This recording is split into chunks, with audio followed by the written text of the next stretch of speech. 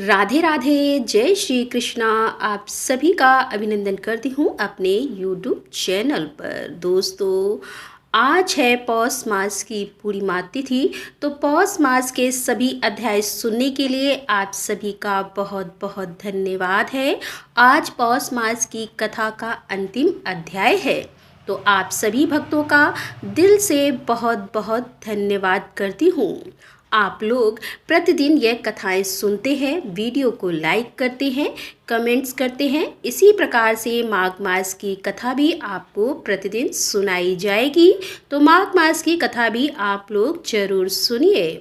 और जो भक्त सोमवार का व्रत करते हैं तो सोमवार व्रत की कथा की वीडियो चैनल पर अपलोड हो चुकी है, जरूर सुन लीजिए। इसके साथ ही भगवान सत्यनारायण की कथा भी आज जरूर सुननी चाहिए। सत्यनारायण भगवान की कथा की वीडियो भी चैनल पर अपलोड है, आप लोग जरूर सुन सकते हैं। और अब भगवान श्री राम का ध्यान करके सेतु तीर्थ महात्म्य का अंतिम अध्याय सुनते हैं। श्री सूत जी कहते हैं कि हे मुनिवर, सेतु तीर्थ में किया हुआ जप, होम, तप और दान सब अच्छे कहा जाता है।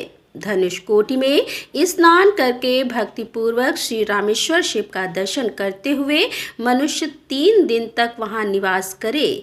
यहाँ आदि षडाक्षर अर्थात ओम नमः शिवाय इस मंत्र का भक्तिपूर्वक 1008 बार जप करके मनुष्य भगवान शिव का सायुज्य प्राप्त कर लेता है।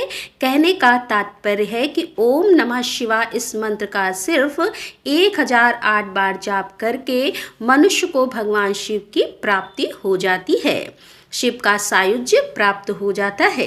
इस सेतु तीर्थ की महिमा का वर्णन करने के उद्देश्य से द्वैत समुद्रों इत्यादि श्रुत सनातन काल से विद्यमान है, जो माता के समान आदरणीय है। इसी प्रकार आद्वैतारु यह दूसरी श्रुति भी इसी विषय में है। विष्णु कर्माणि पश्यप यह श्रुति भी सेतु तीर्थ के वैभव का वर्णन करने वाली है। तद विषम यह दूसरी श्रुति जो कि सेतु का महात्म्य सूचित करती है। इन वैदिक श्रुतियों के अतिरिक्त इतिहास, पुराण और स्मृतियां भी एक स्वर से सेतु तीर्थ की महिमा का वर्णन करती हैं।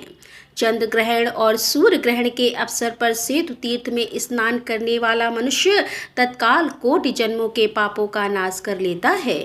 विश्व योग उत्तरायण या फिर दक्षिणायन के प्रारंभ दिन, संक्रांति काल, सोमवार तथा अमावस्या और पूर्णिमा तिथि, इन सभी अवसरों पर सेतु तीर्थ का दर्शन करने मात्र से 7 जन्मों का पाप भी नष्ट हो जाता है। सूर्य नारायण के मकर राशि में स्थित होने पर सूर्योदय काल में 3 दिन तक धनुषकोटि में स्नान करने से मनुष्य पापहीन हो जाता है। और जो मनुष्य माघ मास में 15 दिनों तक धनुषकोटि में स्नान करता है वह वैकुंठ धाम को पाता है। और माघ मास में राम सेतु तीर्थ में 20 दिनों तक स्नान करने वाला मनुष्य भगवान शिव का सानुज्य प्राप्त कर लेता है और उन्हीं के साथ आनंदित होता है। तथा माघ मास में 30 दिनों तक स्नान करने वाला मनुष्य भगवान शिव का सायुज्य प्राप्त कर लेता है। अतः माघ मास में जब सूर्य का किंचित मात्र भी उदय हुआ हो, उस समय मनुष्य राम सेतु में अवश्य स्नान करे। वह स्नान ब्रह्म हत्या पातकों का नाशक है। चंद्र ग्रहण, सूर्य ग्रहण तथा अर्घ उदय योग में धनुषकोटि तीर्थ में स्नान करना अत्यंत आवश्यक है। पूर्व काल में भगवान श्री रामचंद्र जी ने रावण का विनाश करने के लिए इसी तीर्थ में स्नान किया था और इन सभी योगों में स्नान करने का नियम बताया था। उस समय सिद्ध चारण, गंधर्व, किन्नर, नाग, ब्रह्म ऋषि, देव ऋषि, राजश्री, पृथ समुदाय तथा ब्रह्मा आदि देव समुदाय भी धनुषकोटि तीर्थ का सेवन करते हैं। जो मनुष्य पुनः राम सेतु का स्मरण करके जहाँ कहीं भी पोखरे आदि के जल में भी स्नान करता है, उसका किंचित मात्र भी पाप कभी शेष नहीं रहता। और इसीलिए कहा जाता है कि जब भी हम स्नान करें तो सभी तीर्थों का और सभी नदियाँ जो होती हैं पवित्र, उन सब का स्मरण करके फिर स्नान करना चाहिए। तो उन सब जगहों पर निवास करने का और उन सभी पवित्र नदियों में, सभी पवित्र तीर्थों में स्नान करने का पुण्य फल प्राप्त हो जाता है। अगर पवित्र तीर्थों में स्नान करने का अवसर ना मिले, मतलब ऐसा समय ना मिल पा रहा हो कि आप कहीं जा पाएं, तो अपने घर में भी जब आप स्नान करते हैं तो स्नान करते समय सभी पवित्र तीर्थों का और सभी पवित्र नदियों का स्मरण करते हुए स्नान करें, तो इसका भी हमें लाभ मिल जाता है। वैसे प्रयास करना चाहिए कि वर्ष भर में कम से कम एक बार किसी पवित्र नदी में स्नान कर पाएं या फिर कोई पवित्र स्थल हो, तीर्थ स्थल हो तो वहां जाकर ईश्वर के दर्शन कर पाएं। क्योंकि कहा जाता है कि जब हम किसी पवित्र तीर्थ में जाते हैं तो जाने मात्र से मतलब उस भूमि पर कदम रखने मात्र से ही हमारे बहुत सारे पाप तत्काल नष्ट हो जाते हैं। सूत जी आगे कहते हैं कि सेतु के मध्य में विद्यमान तीर्थों में मुट्ठी भर अन्न देने से भी सब रोग और भ्रूण हत्या आदि पाप नष्ट हो जाते हैं। धनुष कोटि के दर्शन मात्र से मनुष्य अपने समस्त कुल को तार देता है। श्री रामचंद्र जी के धनुष कोटि से की हुई रेखा में स्नान करने मात्र से ही करोड़ों पातकों का तत्काल नाश हो जाता है। जहां सीता जी अग्नि में समाई थी उस कुंड में स्नान करने से सैकड़ों भ्रूण हत्याएं क्षण भर में नष्ट हो जाती हैं। जैसे श्री रामचंद्र जी हैं वैसा ही सेतु तीर्थ है, जैसे भगवान विष्णु हैं वैसे ही गंगा भी है। अतः हे गंगे, हे हरे, हे राम, सेतु तीर्थ ऐसा उच्चारण करता हुआ जहाँ कहीं तीर्थ के बाहर भी स्नान करता है उससे वह परम गति को प्राप्त होता है। गंधमादन पर्वत पर सेतु के अर्धोदय योग की बेला में स्नान करने से जो पितरों के उद्देश्य से सरसों भर भी पिंडदान कर देता है उसके पितर जब तक सूर्य और चंद्रमा स्थिर रहते हैं तब तक तृप्त रहते हैं। सेतु पदम नाम गोकर्ण और पुरुषोत्तम इन तीर्थों में समुद्र के जल में किया जाने वाला स्नान सभी समयों में अभिष्ट है। मतलब किसी भी समय यहाँ पर अगर आप स्नान करते हैं तो बहुत अधिक पुण्य फल प्राप्त होता है।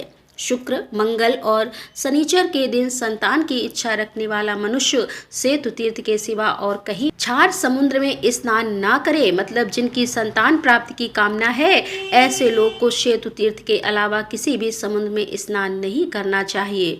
और जिसकी पत्नी गर्भिणी हो वह भी सेतु के सिवा अन्य स्थानों में समुद्र में स्नान न करे। अगर पत्नी गर्भवती हो तो पति को चाहिए कि वह किसी भी समुद्र में मतलब सेतु तीर्थ के अलावा किसी भी दूसरे समुद्र में स्नान न करे। सेतु का स्नान कहीं भी कभी भी उत्तम है, मतलब सदैव उत्तम ही है। सेतु में स्नान करना दिन, तिथि और नक्षत्र के जो नियम होते हैं सेतु से जो भिन्न तीर्थ है उनके लिए है। सेतु में नदी और समुद्र के संगम में गंगा सागर, संगम के गोकर्ण क्षेत्र में और पुरुषोत्तम तीर्थ में भी सदैव समुद्र स्नान का विधान है। इन तीर्थों के अतिरिक्त कहीं भी बिना पर्व के समुद्र के जल का स्पर्श नहीं करना चाहिए। सीता और लक्ष्मण के साथ भगवान श्री रामचंद्र जी ने यहाँ सब देवताओं, पितरों और मुनियों के सुनते हुए यह प्रतिज्ञा की थी कि जो मनुष्य यहाँ मेरे द्वारा निर्मित सेतु में स्नान करेंगे वे यहाँ मेरे प्रसाद से फिर जन्म नहीं ग्रहण करेंगे। मेरे सेतु के दर्शन मात्र से सब पाप नष्ट हो जाते हैं। राम सेतु में रक्षा के लिए भगवान महाविष्णु सेतु माधव नाम से प्रसिद्ध होकर निवास करते हैं और माघ के महीने में जब सूर्य नारायण श्रवण नक्षत्र में हो तब रविवार के दिन सूर्य के अर्घोदय काल में यदि नाग कर्ण रहित अमावस्या हो और साथ ही व्यक्तिपात योग भी हो तो उस समय वह अर्धोदय योग पुण्यदायी माना गया है। उस योग में सेतु तीर्थ में किया हुआ स्नान सायुज्य मुक्ति का कारण है। फिर तीर्थवार, नक्षत्र योग और संक्रांति ये पांचों मिल जाएं तब तो पुण्य के विषय में कहना ही क्या है। नक्षत्रों में श्रवण, तिथियों में अमावस्या और योगों में व्यक्तिपात और दिनों में रविवार यहाँ के लिए श्रेष्ठ है। मकर राशि में सूर्य के स्थित होने पर यदि पूर्वोक्त चारों का योग हो तो उस समय जो मनुष्य सेतु तीर्थ में स्नान करता है वह मानो फिर कभी माता के गर्भ में नहीं जाता अपितु सायुज्य मोक्ष को पा लेता है। इस प्रकार उक्त भयोदक कारक काल पुण्य काल बताया गया है। इस पुण्य समय में सेतु तीर्थ के भीतर स्नान का और दान का विधान है। जिस ब्राह्मण में सदाचार, तप, वेद, वेदांत श्रवण, शिव, विष्णु आदि की पूजा तथा पुराण प्रवचन की शक्ति हो वह दान का उत्तम पात्र बताया गया है। यदि सेतु तीर्थ में सुपात्र ब्राह्मण मिल जाए तो उसी को दान देना चाहिए। फल को चाहने वाले पुरुषों के लिए उचित है कि वे अधम पात्र के लिए दान ना दें। अच्छा, दान के भी बड़े नियम बताए गए हैं। जैसे कि हम लोग सोचते हैं कि कहीं भी किसी को भी दे देना उसे दान कहा जाता है, तो यहाँ पर देखिए यह कथा आती है कि एक समय राजा दिलीप ने श्री वशिष्ठ जी से पूछा कि पुरोहित जी दान किसको देना चाहिए, यह यथार्थ रूप से बतलाइए। तब वशिष्ठ जी बोले कि वैदिक आचार के पालन में लगा हुआ ब्राह्मण समस्त दान पात्रों में सर्वोत्तम है। वेद पुराणों के मंत्र, शिव विष्णु आदि का पूजन, वर्णाश्रम धर्मों का अनुष्ठान, यह सब जिसमें विद्वान हो तथा जो दरिद्र और कुटुंबी हो वह दान का श्रेष्ठ पात्र कहलाता है। मतलब दरिद्र हो, परिवार भी हो उसके पास, लेकिन उसके पास सद्गुण भी हो। ऐसा नहीं कि सिर्फ गरीब हो इसीलिए उसे दान देना है। दान उसे देना है जैसा कि आप सुन पा रहे हैं, वेद पुराणों के मंत्र, शिव विष्णु आदि का पूजन, वर्णाश्रम धर्मों का अनुष्ठान, यह सब जिसमें विद्वान हो तथा जो दरिद्र और कुटुंबी हो वह दान का श्रेष्ठ पात्र कहलाता है। और उस सत्पात्र को दिया हुआ दान धर्म, अर्थ, काम और मोक्ष का साधक होता है। पुण्य तीर्थों में विशेषता सत्पात्र को दिया हुआ दान हितकारक होता है। दुष्ट पात्र को दान देने से नाना प्रकार के दोष प्राप्त होते हैं, अतः सब प्रकार के यत्न करके सत्पात्र को ही दान देना चाहिए। और सत्पात्र यदि तीर्थ में उपस्थित ना हो तो किसी भी सत्पात्र को दान देने का संकल्प करके तीर्थ में जल छोड़ देना चाहिए। मतलब हाथ में जल लेकर आपको संकल्प लेना है कि आप किसी सत्पात्र को दान देंगे, और फिर यदि वह सत्पात्र जीवित ना हो, संकल्पित वस्तु उसके पुत्र को देनी चाहिए, परंतु तीर्थ में अधम पात्र को दान कदापि नहीं देना चाहिए। तो श्री सूक्त जी कहते हैं कि वशिष्ठ के ऐसा कहने पर राजा दिलीप ने तब वे सदा सत्पात्र को ही उत्तम दान दिया। अयोध्या, दंडकारक, वीरूपाक्षिक, चल, सालग्राम, प्रयाग, काची, द्वारका, मधुर, पद्मनाभ, काशी, विश्वनाथपुरी, सब नदियां, समुद्र तथा भास्कर पर्वत, इन क्षेत्रों में मुंडन और उपवास आवश्यक बताया गया है। जो मनुष्य मुंडन और उपवास न करके अपने घर को चला जाता है उसके साथ ही उसके पातक भी उसके घर लौट जाते हैं। गंधमादन पर्वत पर जो 24 तीर्थ है उनमें से लक्ष्मण तीर्थ में मुनियों ने मुंडन कराने का आदेश दिया है। लक्ष्मण तीर्थ के तट पर केवल सिर के बाल बनवाने चाहिए। इस प्रकार सेतु में सदा अर्धोदय योग में स्नान करना चाहिए। सेतु में अर्धोदय के समय अर्धोदय नाम से प्रसिद्ध निर्मल भगवान जगन्नाथ का पूजन करें, उससे श्री विष्णु प्रसन्न होते हैं। इसके बाद भगवान सूर्यदेव और चंद्रमा को अर्घ देना चाहिए और उससे प्रार्थना करनी चाहिए कि संपूर्ण जगत के स्वामी तेजो राशि दिवाकर आपको नमस्कार है। लक्ष्मी देवी के सहोदर सुधा कलश रूप भगवान चंद्रदेव आप अग्निगोत्र में उत्पन्न हुए हैं, आपको नमस्कार है। यह अर्घ स्वीकार करें। फिर व्यक्तिपात योग के लिए इस प्रकार से अर्घ दें। महापातकों का नाश करने वाली महायोगी व्यक्तिपात है, सहस्त्रबाहु है, सर्वात्मक नमस्कार है। यह अर्घ ग्रहण करें। तिथिवार नक्षत्र के स्वामी को इस प्रकार से प्रार्थना करनी चाहिए। तिथि, नक्षत्र और दिनों के अधीश्वर, मास रूप और काल रूप परमेश्वर आपको नमस्कार है। यह अर्घ ग्रहण कीजिए। इस प्रकार पृथक पृथक मंत्रों से अर्घोदय काल में अर्घ देकर 14, 12, 8 या 6, 5 ब्राह्मणों को अपनी शक्ति के अनुसार अन्न आदि से पूजन करना चाहिए। तत्पश्चात भगवान जगन्नाथ, चंद्रमा, सूर्य, व्यक्तिपात और भगवान विष्णु की इस प्रकार से प्रार्थना करें कि हे जगन्नाथ, हे केशव, श्रवण नक्षत्र वामन अवतार के समान वामना अवतार के समय आपके जन्म समय का जन्म नक्षत्र रहा है। इसमें मैंने जो कुछ भी याचकों को दान दिया है वह आपके लिए अच्छे हो। देवताओं को अमृत प्रदान करने वाले हे रोहिणी वल्लभ कला शेष नक्षत्र अधिपति आपको नमस्कार है। हे दीनानाथ, हे जगन्नाथ, हे कालना, हे कृपानिधान, हे सूर्यदेव, आपको युगल चरणारविंदु में मेरी अविचल भक्ति हो। चंद्रमा और सूर्य के पुत्र व्यक्तिपात आपको नमस्कार है। आपकी उपस्थिति में मैंने जो दान आदि कर्म किए हैं वह अच्छे हों। भगवान वासुदेव, हे जनार्दन, आप याचकों के लिए कल्प वृक्ष हैं।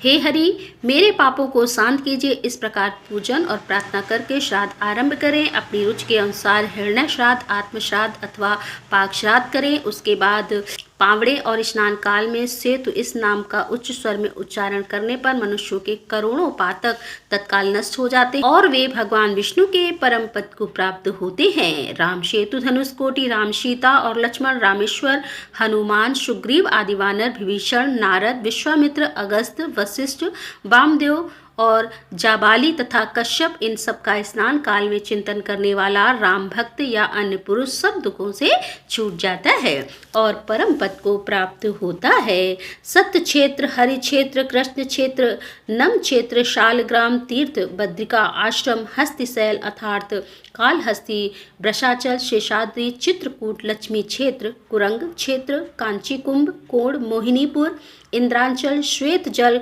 पुण्यमय महाअस्त्र पदम नाम फूलग्राम घटिकादि सार क्षेत्र हरि स्थल और श्रीनिवास क्षेत्र भक्तनाथ महास्थान नामक महाक्षेत्र सक क्षेत्रवारु क्षेत्र मथुरा श्री गोष्ठी पुरुषोत्तम क्षेत्र श्रीरंग क्षेत्र पुंडरीकाक्ष तथा अन्य वैष्णव स्थलों में स्नान करने से जो पाप नष्ट होते हैं वे सब केवल सेतु तीर्थ में स्नान करने से निश्चय ही नष्ट हो जाते हैं। जो प्रातःकाल जलाशय में जाकर स्नान और आचमन करके शुद्ध चित होकर प्रसन्न मन से संध्योपासन पूर्वक वेद माता गायत्री की उपासना नहीं करता अथवा जो पाप से दूषित अंतःकरण वाले मनुष्य आलस छोड़कर सायक मध्य और प्रातःकाल की संध्या नहीं करते, ब्रह्म यज्ञ बलि वैश्यदेव और दोपहर के समय अतिथि पूजा से मुंह मोड़ते हैं, इसी प्रकार जो सायकाल में भी अतिथियों का उनकी इच्छा के अनुरूप सत्कार नहीं करते, उन सबके उन कर्मों के त्याग से होने वाले समस्त पाप धनुष कोटि में स्नान करने मात्र से नष्ट हो जाते हैं। जो मनुष्य मध्याह्न काल में सन्यासियों को भिक्षा नहीं देते, जो कुछ संगति बुद्धि वाले विप्र अपने पढ़े हुए तीनों वेदों को भूल जाते हैं अथवा वेद और वेदांग का अध्ययन नहीं करते, प्रत्येक वर्ष में माता पिता का श्राद्ध नहीं करते तथा जो लोभवश महात्मा श्राद्ध नित्य श्राद्ध अष्टक श्राद्ध और अन्य नैमित्तिक श्राद्ध से जी चुराते हैं, उनके भी पातक धनुष कोटि में स्नान करने से दूर हो जाते हैं। कोई दुराचारी रहा हो अथवा उत्तम आचरण वाला रहा हो, यदि वह धनुष कोटि तीर्थ का सेवन करता है तो उसके संसार बंधन का नाश और पुनर्जन्म का अभाव हो जाता है। जो संसार समुद्र से पार होना चाहता है उसे शीघ्र ही श्री रामचंद्र जी के धनुष कोटि में जाना चाहिए। हे मुनिवर, तुम भी मुक्ति के सिद्धि के लिए श्री रामचंद्र जी की धनुष कोटि में जाओ। हे विप्रो, इस प्रकार तुमसे मैंने सेतु तीर्थ के उत्तम महात्म्य का वर्णन किया। जो मनुष्य एकाग्रचित होकर इस पवित्र महात्म्य को पढ़ता अथवा सुनता है वह अग्नि स्टोम आदि यज्ञों का पूर्ण फल पाता है। जो इसका 2 बार पाठ या श्रवण करता है वह श्रेष्ठ विमान पर आरूढ़ होकर भगवान शिव के समीप जाता है। जो 3 बार एकाग्रचित से इसका पाठ या श्रवण करता है वह शिव जी को प्रसन्न करके उनका सायुज्य प्राप्त कर लेता है। जो बार बार इस उत्तम महात्म्य को पढ़ता अथवा सुनता है वह गिरजापति महादेव जी का सायुज्य प्राप्त करता है। और जो मनुष्य प्रतिदिन इस महात्म्य का 1 श्लोक, आधा श्लोक, 1 चरण, 1 पद अथवा 1 अक्षर भी पढ़ता है उसका उस दिन का किया हुआ पाप उसी क्षण नष्ट हो जाता है। सेतु के मध्य में विद्यमान अन्य तीर्थों में स्नान करने से जो फल होता है वह इस महात्म्य के पढ़ने अथवा सुनने से ही प्राप्त हो जाता है। जिसके घर में यह महात्म्य हस्तलिखित पुस्तक के रूप में विद्यमान है वहां पर भूत बेताल आदि भय नहीं प्राप्त होता, शनिचर और मंगल आदि क्रूर ग्रहों की पीड़ा भी नहीं रहती। यह पवित्र एवं उत्तम महात्म्य जिसके घर में विद्यमान हो उसके घर को राम सेतु तीर्थ ही जानना चाहिए। इस पुण्यदायक महात्म्य को मठ अथवा देवालय में पढ़ना चाहिए। नदी और सरोवर के किनारे वन भूमि या श्रोत्री के घर पर इसका पाठ करना चाहिए। विषुव योग में ऐना आरंभ के दिन पुण्यमय एकादशी तिथि को तथा अष्टमी और चतुर्दशी को इस महात्म्य का विशेष रूप से पाठ करना चाहिए। मनुष्य मन और इंद्रियों को संयम में रखकर ही इस महात्म्य को पढ़े तथा श्रोता भी सोच संतोष आदि नियमों से युक्त होकर ही इस उत्तम प्रसंग को सुने। यह पवित्र महात्म्य वेदार्थ के समावेश से विस्तार को प्राप्त हुआ है। यह सब पापों का नाश करने वाला है। स्मृतियों का यह मान्य है और मुनिवर व्यास जी को भी यह अत्यंत प्रिय है। अपना कल्याण चाहने वाले पुरुष को इसका श्रवण और पाठ करना चाहिए। सुनाने वाले आचार्य को भी अपनी अपनी शक्ति के अनुसार जो कुछ बन सके स्वर्ण आदि दान देना चाहिए, क्योंकि कथावाचक के पूजित होने पर ब्रह्मा विष्णु और शिव तीनों देवता पूजित होते हैं और उनके पूजित होने पर तीनों लोग पूजित हो जाते हैं। दशरथ नंदन श्री राम के रूप में भूतल पर अवतरित हुए साक्षात श्री हरि सीता और लक्ष्मण के साथ कृपा करके इस महावाक्य के वक्ता और श्रोताओं को ही लोक में भोग और परलोक में मुक्ति प्रदान करते हैं। हे नैमिषारण्य निवासियों, तुम लोगों ने मुझसे इस वेद समस्त गुण महात्म्य का भलीभांति श्रवण किया। अब प्रतिदिन नियम पूर्वक रहकर आदर के साथ इस महात्म्य को पढ़ो और अपने नियम पारायण शिष्यों को निरंतर पढ़ाओ। ऐसा कहकर सूत जी रोमांचित शरीर होकर अपने गुरु श्री व्यास जी का मन ही मन स्मरण करते हुए आंसू बहाने लगे और नृत्य करने लगे। इसी बीच में महाविद्वान पराशर नंदन महामुनि व्यास शिष्य पर अनुग्रह करने की इच्छा से वहां शीघ्र ही प्रकट हो गए। सत्यवती नंदन व्यास जी को वहां आया हुआ देखकर सूत जी ने नैमिषारण्य निवासी समस्त मुनियों के साथ उनके चरणार बिंदु में दंड की भांति गिरकर साष्टांग प्रणाम किया और आनंद के आंसू बहाने लगे। चरणों में पड़े हुए अपने प्यारे शिशु को व्यास जी ने अपने दोनों हाथों से उठाया तथा आशीर्वाद से प्रसन्न करते हुए बार बार हृदय से लगाया।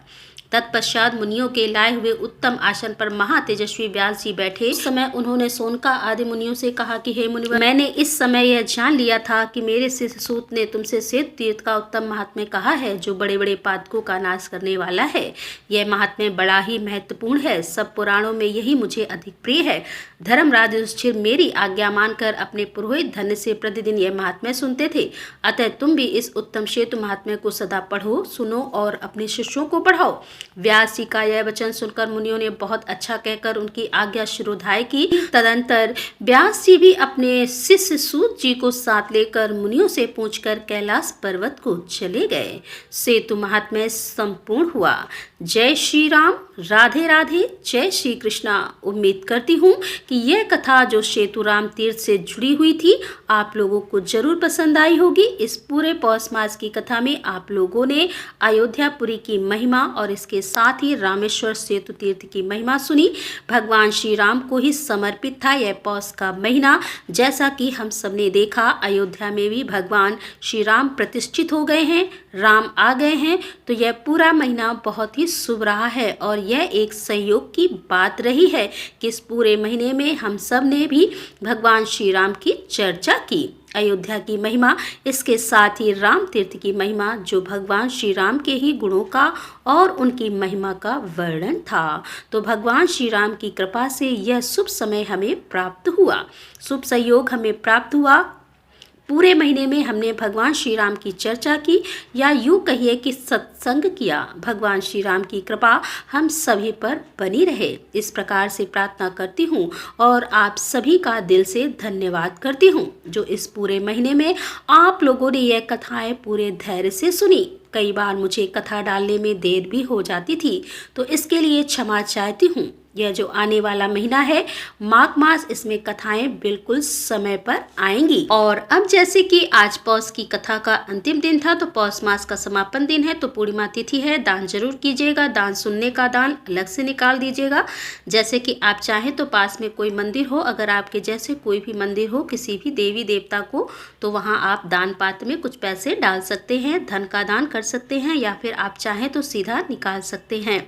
ब्राह्मणों की नियमित भोजन की कच्ची सामग्री निकालकर दक्षिणा के साथ आसपास कोई ब्राह्मण हो या कोई पुजारी हो तो उसे आप दान कर दीजिएगा। जैसा कि आपने आज की कथा में सुना, सत्पात्र को ही दान देना चाहिए, किसी भी ऐसे वैसे को दान नहीं देना चाहिए। दान कभी भी किसी को करे तो ध्यान रखिए वह व्यक्ति धार्मिक होना चाहिए, मतलब सिर्फ गरीब देखकर आपको दान नहीं करना है, आपको उसके सद्गुण भी देखने हैं ताकि वह आपके दिए गए धन का या फिर जो भी आप सामग्री देते हैं उसका सही उपयोग करे, क्योंकि तभी आपको आपके लिए किए गए दान का शुभ फल मिलता है। तो इस बात का आप लोग ध्यान रखिएगा।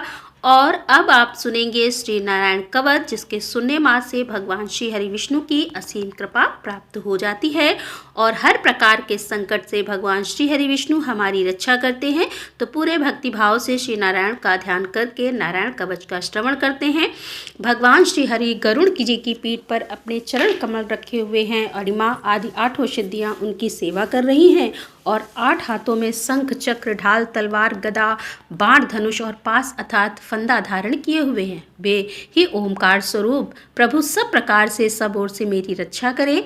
मत्स्य मूर्ति भगवान जल के भीतर जल तंतुओं से और वरुण के पास से मेरी रक्षा करे। माया से ब्रह्मचारी रूप धारण करने वाले पावन भगवान स्थल और विश्व रूप श्री त्रिविक्रम भगवान आकाश में मेरी रक्षा करें। जिनके घोर अट्टहास करने पर सब दिशाएं गूंज उठी थी और दैत्य पत्नियों के गर्भ गिर गए थे, वे दैत्य युक्त पतियों के शत्रु भगवान नरसिंह किले, जंगल, रणभूमि आदि विकट स्थानों से मेरी रक्षा करे। अपनी दाढ़ पर पृथ्वी को उठा लेने वाले यज्ञ मूर्ति वराह भगवान मार्ग में परशुराम जी पर्वतों के शिखरों पर और लक्ष्मण जी के सहित भरत के बड़े भाई भगवान रामचंद्र प्रवास के समय मेरी रक्षा करें। भगवान नारायण मारण, मोहन आदि भयंकर अभिचार और सब प्रकार के प्रमाद से मेरी रक्षा करें। ऋषि श्रेष्ठ नरक गर्भ से योगेश्वर भगवान दत्तात्रेय योग के विघ्नों से और त्रिगुणाधिदेव भगवान कपिल गर्भ बंधन से मेरी रक्षा करें। परम ऋषि सनत कुमार कामदेव से और भगवान है ग्रीव मार्ग से गुजरते समय देव मूर्तियों को नमस्कार आदि न करने के अपराध से देव ऋषि नारद देव पूजा के समय संभावित सेवा अपराधों से और भगवान कच्छप सभी तरह के नरकों से मेरी रक्षा करें। मैं ऋषि वेद व्यास जी अज्ञान से तथा बुद्ध देव पाखंडियों के द्वारा फैलाए गए प्रमाद से मेरी रक्षा करें। धर्म की रक्षा हेतु महान अवतार धारण करने वाले भगवान कलिक पाप बहुल कलयुग के दोषों से मेरी रक्षा करें। प्रातः काल भगवान केशव अपनी गदा से दिन के दूसरे भाग चढ़ जाने पर भगवान गोविंद अपनी बांसुरी लेकर दिन के तीसरे भाग दोपहर के पहले भगवान नारायण अपनी तीक्ष्ण शक्ति लेकर तथा दिन के चौथे भाग मध्यकाल को भगवान विष्णु चक्रराज सुदर्शन लेकर मेरी रक्षा करें। दिन के पांचवें भाग अपराह्न काल में अपना प्रचंड धनुष लेकर भगवान मधुसूदन मेरी रक्षा करें। छठे भाग सायंकाल में ब्रह्मा आदि त्रिमूर्तिधारी माधव रात के छठे भाग में प्रथम भाग प्रदोष काल में ऋषिकेश रात के दूसरे भाग में अर्धरात्रि के पूर्व तथा अर्धरात्रि के समय अकेले भगवान पद्म नाम मेरी रक्षा करें। रात्रि के चौथे भाग पिछले पहर में श्री वत्स लांछन श्रीहरि रात में पांचवें भाग उषा काल में खड़गधारी भगवान जनार्दन रात के छठे भाग में सूर्योदय से पूर्व श्री दामोदर और संपूर्ण संध्याओं में कालमूर्ति भगवान विश्वेश्वर मेरी रक्षा करें। हे सुदर्शन, आपका आकार चक्र की तरह है, आपके किनारे का भाग प्रलयकालीन अग्नि की तरह अति तीव्र है। आप भगवान की प्रेरणा से सब ओर भ्रमण करते रहते हैं। जैसे आग वायु की सहायता से सूखे घास फूस को जला डालती है, वैसे ही आप हमारी शत्रु सेना को शीघ्र से जला दीजिए। हे कौमोद की गदा, आपसे छूटने वाली चिंगारियों का स्पर्श वज्र के समान असह्य है। हे भगवान अजीत की प्रिया, मैं आपका सेवक हूँ, इसीलिए आप कुष्मांड विनायक यक्ष राक्षस भूत और प्रेतादि ग्रहों को अभी कुचल डालिए तथा मेरे शत्रुओं को चूर चूर कर दीजिए। हे संघश्रेष्ठ, आप भगवान श्री कृष्ण के फूकने मात से भयावह नाद करके मेरे शत्रुओं का दिल दहला दीजिए एवं यादुधान प्रमद प्रेत म्रातका पिशाच तथा ब्रह्म राक्षस आदि भयंकर प्राणियों को यहाँ से शीघ्र दूर कर दीजिए। हे भगवान की खड़ग श्रेष्ठ नंदक, आपकी धार बहुत तीक्ष्ण है। आप ईश्वर की प्रेरणा से मेरे शत्रुओं को छिन्न भिन्न कर दीजिए। भगवान की प्यारी ढाल, आप में सैकड़ों चंद्राकार मंडल हैं। आप पाप दृष्टि रखने वाले मेरे शत्रुओं के नेत्रों को बंद कर उन्हें सदा के लिए अंधा बना दीजिए। ग्रहों, धूमकेतु आदि केतुओं, दुष्ट मनुष्यों, सरीसृप जीवों, दाढ़ों वालों, हिंसक पशुओं, भूत प्रेतों तथा पापी प्राणियों से हमें जो जो भय हो और जो जो हमारे शुभ के विरोधी हों, वे सभी भगवान के नाम रूप तथा आयुधों का कीर्तन करने से तत्काल नष्ट हो जाएं। बृहत रत्नतर आदि शाम वेद के स्रोतों से जिनकी स्तुति की जाती है, वे वेद मूर्ति भगवान गरुड़ और विश्वक सेन जी अपने नाम के उच्चारण मात्र के प्रभाव से हमें सब प्रकार की विपत्तियों से रक्षा करें।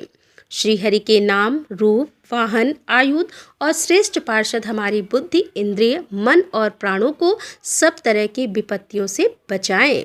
जितना भी कार्य अथवा कारण रूप जगत है, वह वास्तव में भगवान ही है। इस सत्य के प्रभाव से हमारे सारे पाप नष्ट हो जाएं। ब्रह्मा और आत्मा की एकता का अनुभव जो लोग कर चुके हैं, उनकी दृष्टि में ईश्वर का स्वरूप समस्त विकल्पों और भेदों से रहित है। फिर भी वे अपनी माया शक्ति के द्वारा भूषण, आयुध और रूप नामक शक्तियों को धारण करते हैं। यह बात निश्चित ही सत्य है। अतः सर्वज्ञ सर्वव्यापक भगवान श्रीहरि सदा सर्वत्र अपने सभी स्वरूपों से हमारी रक्षा करे।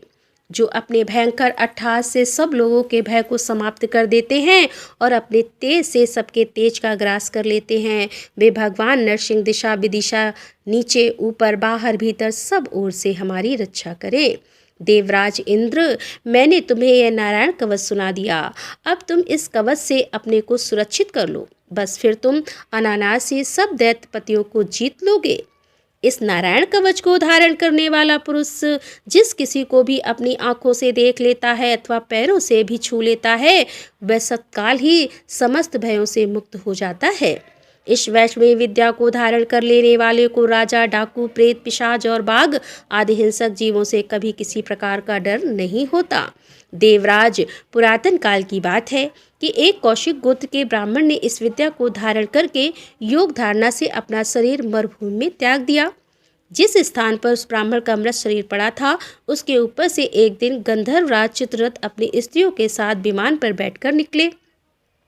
इस स्थान पर आते ही वे नीचे की ओर सिर किए विमान सहित आसमान से धरती पर गिर पड़े। ऐसा होने पर उनके आश्चर्य की सीमा न रही। जब उन्हें बाल खिल्य मुनियों ने बतलाया कि यह नारायण कवच धारण करने का प्रभाव है, तब उन्होंने उस ब्राह्मण देवता की हड्डियों को ले जाकर पूर्ववाहिनी सरस्वती नदी में प्रभावित कर दिया और फिर स्नान करके वे अपने लोक को चले गए। श्री सुखदेव जी कहते हैं कि हे परीक्षित, जो भी मनुष्य इस नारायण कवच को समय पर सुनता है और जो आदर पूर्वक इसे धारण करता है, उसके समक्ष सभी प्राणी आदर से अपना सर झुका देते हैं और वह सब प्रकार के भयों से मुक्त हो जाता है। परीक्षित, इस तरह सत्कृत इंद्र के आचार्य विश्वरूपी से यह नारायण कवच रूपी वैष्णवी विद्या प्राप्त करके रणभूमि में असुरों को जीत लिया और वे त्रैलोक लक्ष्मी का उपभोग करने लगे। श्री नारायण कवच संपूर्ण हुआ। तो दोस्तों, मिलते हैं अगले वीडियो के साथ। तब तक के लिए राधे राधे, जय श्री कृष्णा, हर हर महादेव, जय भोलेनाथ की।